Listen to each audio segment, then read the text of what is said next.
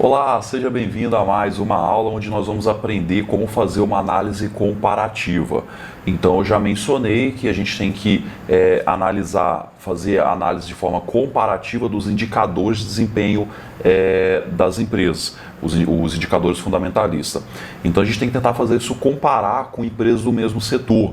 Então, essa é uma forma muito boa da gente começar, então, o nosso processo de escolher empresas para investir. Então, quando você filtra alguma empresa, você leu sobre uma empresa ou realizou aqueles filtros que eu comentei e você quer estudar uma empresa mais a fundo, você pode comparar ela com empresas do mesmo setor. Então, por exemplo, eu quero investir, vou utilizar aqui a plataforma Investidor 10 para a gente conseguir fazer esse tipo de análise.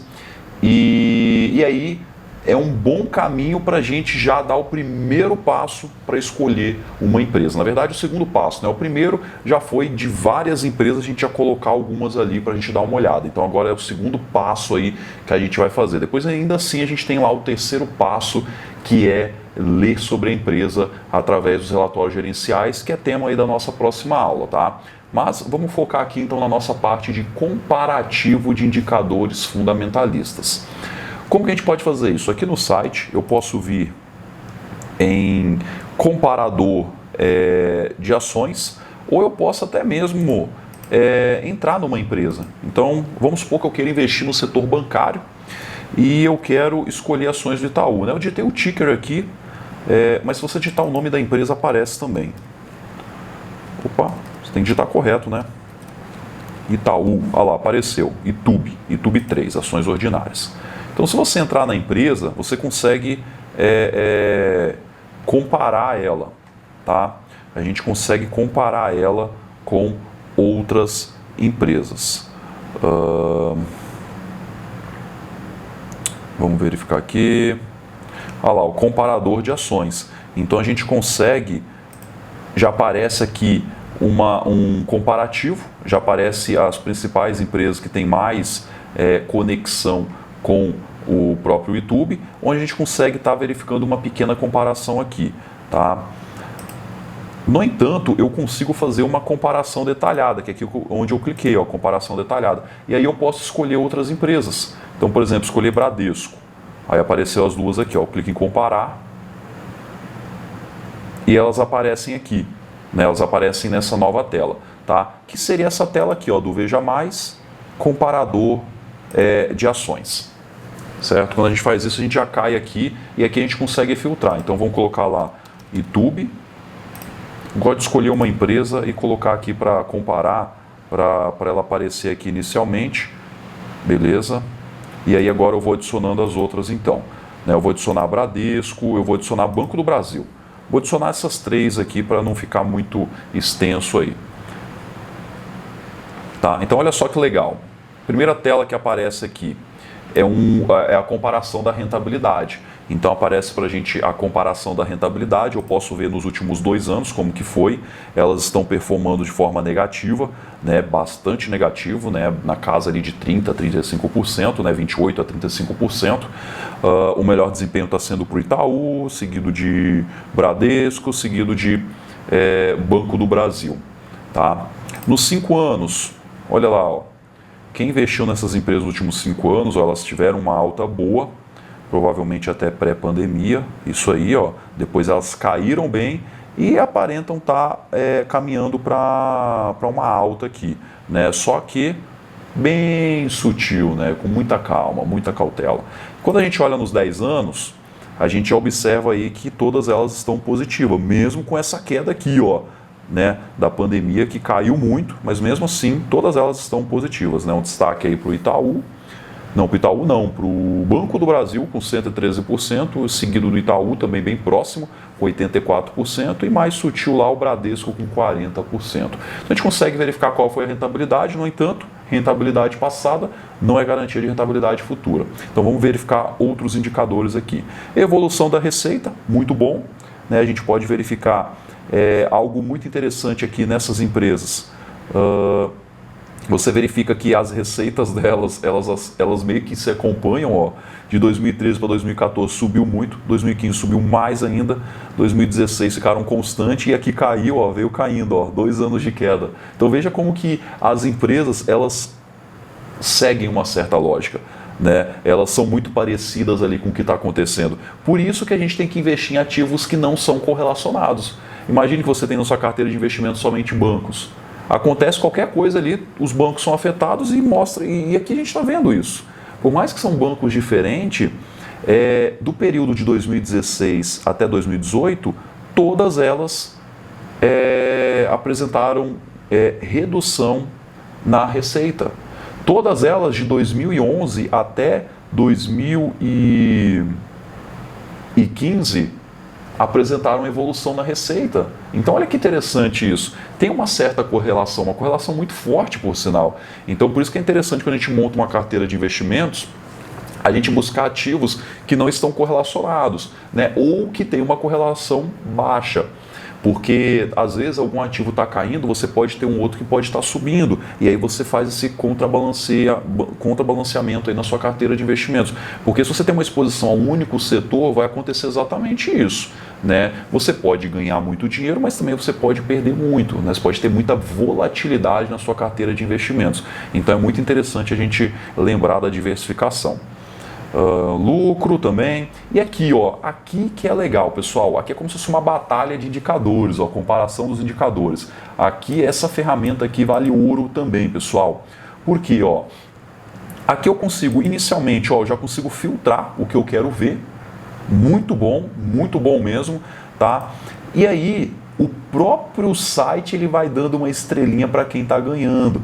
Quem que tem o menor PL? Quanto menor o PL, melhor mais barato na empresa. É o Banco do Brasil. P sobre VP, Banco do Brasil. EV/EBITDA é o Itaú. EV/EBIT é o Banco do Brasil. Tá vendo? Ó, ele vai dando um ranking. Tá? Ele vai dando um ranking aqui para as empresas, você pode contabilizar. Então você pode também colocar os indicadores que você quer analisar. Por exemplo, vou deixar aqui, eu posso até deixar salvar como padrão, né, para nos próximas vezes já aparecer esses indicadores. Então eu posso fazer uma batalha aqui com alguns indicadores que eu tenha mais interesse. Deixa eu só remover todos aqui para facilitar então a gente enxergar aqui o que eu gostaria de ver. Então vamos deixar aqui o PL, o EV/EBIT, Dividend Yield, vamos ver aqui, margem líquida, dívida líquida sobre PL, dívida líquida sobre EBIT, ROI, ROA e o CAGR, beleza? Vamos colocar aqui em filtrar. Ó, então já reduziu aqui os indicadores, fica melhor para a gente ver, ó, não fica tão poluído. Né? Eu prefiro fazer um filtro desse que a gente olha aqui e já consegue ver que o Banco do Brasil ele está ganhando aí na maioria. Né? Então, indicadores de valuation, esses dois primeiros, o Banco do Brasil está levando, certo? Indicadores de rentabilidade, aí está ficando mais com Itaú e Bradesco, e o Banco do Brasil ganhou um aqui. Né? Então veja que a gente, através dessa análise aqui, a gente consegue tentar filtrar as melhores empresas para investir. Mas a gente observa algo muito interessante. Ó, o Itaú ele tem um ROI muito alto, né? Ele tem lá um crescimento nas suas receitas, o único banco desses daqui que teve um crescimento nas receitas, todos cresceram lucro, mas apenas o Banco Itaú conseguiu crescer as receitas também. Isso é muito interessante, mostra que a empresa está ganhando o mercado, né? A margem líquida é alta do Itaú, do Banco do Brasil também, mas do Bradesco está absurdamente alta. Pagamento de dividendos, PL estão todos a um PL muito atrativo, na verdade. Tá? Então a gente consegue fazer essa análise comparativa aqui para a gente escolher a melhor empresa para investir. Tem certo ou errado aqui? Não tem certo ou errado. Eu não posso passar aqui para você uma fórmula mágica para você investir. Até mesmo porque, por exemplo, eu escolhi, estou vendo aqui, ó, por exemplo, olhando para esses indicadores, o que a gente pode, o que eu enxergo aqui, na verdade, ó, essa redução de receita do Bradesco e do Banco do Brasil não me agrada. Porque, senão, eu escolheria aqui, ó, investimento de longo prazo, eu poderia ficar até com o Banco do Brasil. mas sinceramente o crescimento das receitas não está me agradando. Vamos verificar aqui no gráfico. Vamos fazer esse tipo de... Vamos ver aqui. Histórico de dividendos. Receita e lucro. Olha só, hein? Ó, isso aqui já não me agrada. Não me agrada. Ó, desde 2015 a receita da empresa ela veio caindo, ó. Veio caindo. Não me agrada isso. Né? Então pode ser que a empresa está perdendo muito market share, pode ser que a empresa está ficando mais eficiente porque o lucro está aumentando, ó. Então ela está ficando mais eficiente, mas ao mesmo tempo ela está perdendo espaço, isso é preocupante. Né? Então no longo prazo pode ser que a empresa ela venha a sofrer bastante se ela não fizer nenhuma mudança, então pode ser preocupante isso daqui. Claro, eu estou fazendo suposições, eu só posso afirmar isso a partir do momento que eu estudar a empresa a fundo. Né? Então nessa primeira análise aqui a gente simplesmente vai fazer suposições, a gente vai levantar crenças aqui. Né? Agora deixa eu verificar também o Itaú, porque o Itaú ele teve crescimento das receitas, vamos verificar aqui como que foi.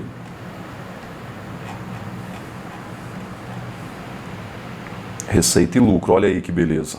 O Itaú, onde todos os bancos, onde o Banco do Brasil ele estava perdendo redução de receita aqui de 2015 adiante, ó, o Itaú ele veio, conseguiu aumentar, deu uma queda aqui, mas depois já subiu, né? Então o Banco Itaú ele já apresenta ali um resultado mais agradável nesse quesito. Né? Ó, se você traçar uma reta aqui dessa primeira até essa, você vê o que está tendendo a aumentar. Ora cai um pouquinho, mas a gente pode assumir que é um crescimento na sua receita, tá? Se fizer uma média, porque pode, de fato, né, pode ter alguns anos que não foi muito favorável. Mas então, se você pega os últimos anos, você observa que veio crescendo, tá? Enfim, essa aqui parece que foi o recorde, ó. 195 bilhões, aqui 193, muito próximo. Então aqui é a maior receita. Então a receita dos últimos 12 meses, 2021, né, foi a maior receita aí aplicada, registrada pelo banco. Tá? Então muito interessante. Então veja, por conta desse indicador, eu já eliminaria o Banco do Brasil e Bradesco e ficaria com o Itaú. Será que eu estaria fazendo a melhor escolha? Não tem certo ou errado, não tem certo ou errado. Eu estou dizendo o que eu iria fazer e o porquê. Porque não me agrada a empresa onde a receita está caindo, né, está despencando ali como do Banco do Brasil. Eu poderia investir no Banco do Brasil pro curto prazo? Talvez sim. Por quê? Porque ele está com um PL muito baixo, isso não sei se você observou, e um P sobre VP muito baixo. Então, se você o preço da ação hoje, ela está sendo negociada a 60% do valor patrimonial. É como se fosse um desconto, porque historicamente o preço sobre valor patrimonial ele tende a estar próximo de 1. Vamos verificar aqui no gráfico. Para os bancos ele tende a estar próximo de 1. Olha aqui o que eu estou falando, ó. Ó o P sobre VP do Banco do Brasil, bem próximo de 1. Aqui caiu muito, 2015. Poderia ter sido uma oportunidade. Quem comprou, olha lá, ó, subiu a ação, voltou a ficar próximo do valor patrimonial. Ó, a gente pode observar a cotação da empresa de 2015 para 2016 subiu muito. Eu consigo enxergar isso através desse gráfico, né? Porque quando o P sobre VP tá baixo, é que a cotação da empresa caiu muito, né? Quer ver? Ó, vamos tentar identificar isso. Vamos ver a cotação da empresa aqui, 2015. Está carregando aqui.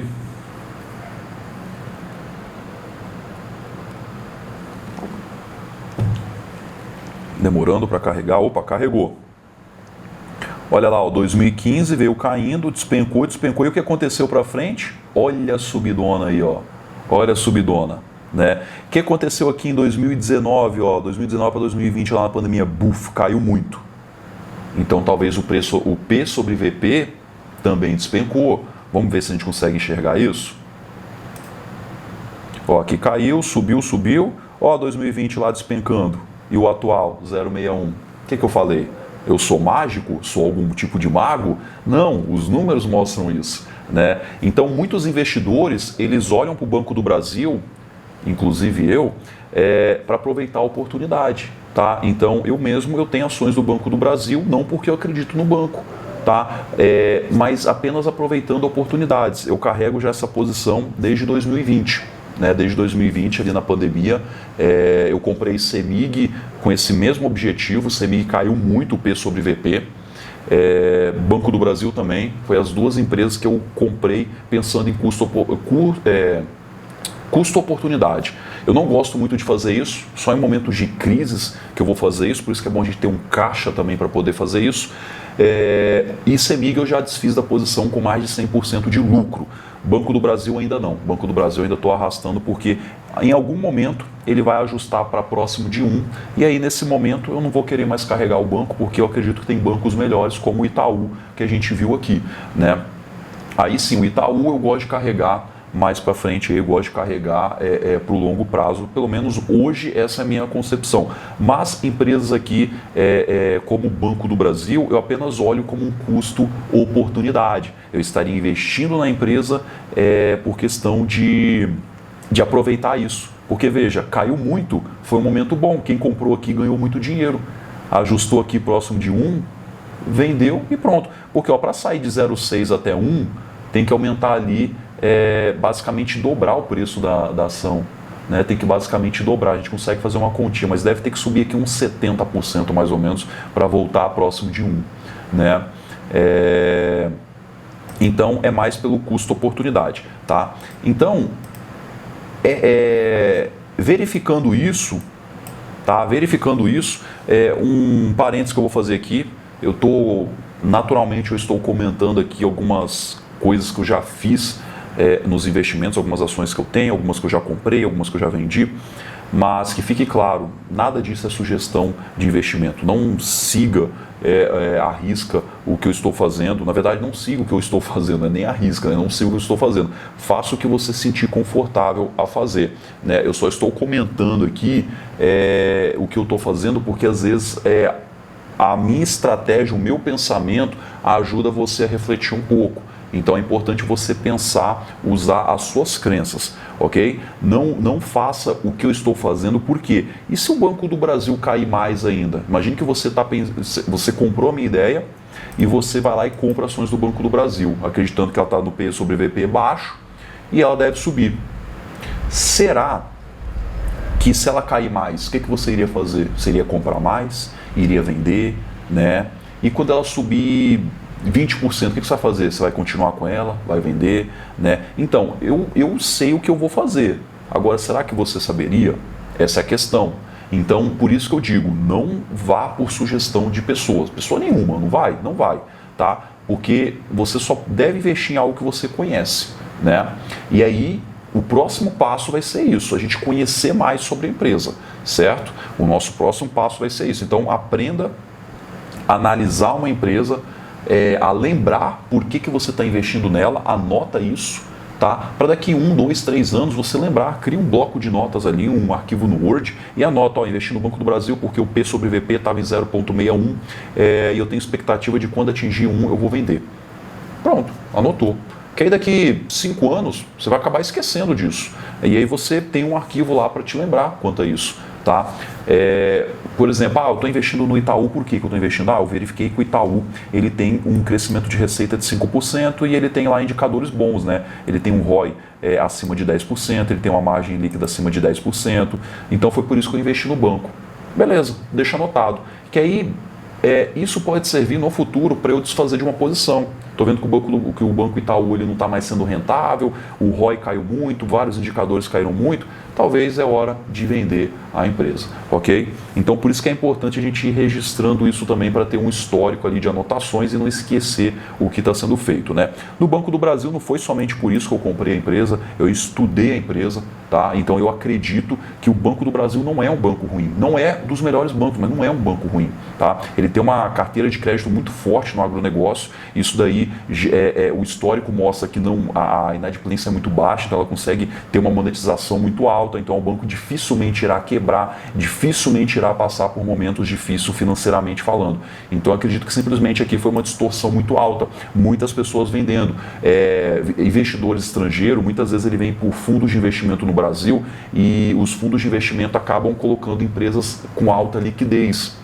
Né? Imagine um cara que quer investir 50 milhões de reais aqui no Brasil. Ele vai colocar empresas de alta liquidez. E o Banco do Brasil é uma delas. Estatais, de um modo geral, são empresas com alta liquidez. Né? E aí, quando acontece esse risco, o pessoal resgata o seu dinheiro, o preço desaba e acontece essas oportunidades. Então, sempre eu fico de olho em oportunidades. Mas, até hoje, pouquíssimas vezes eu faço operações como essa, porque são operações de curto prazo.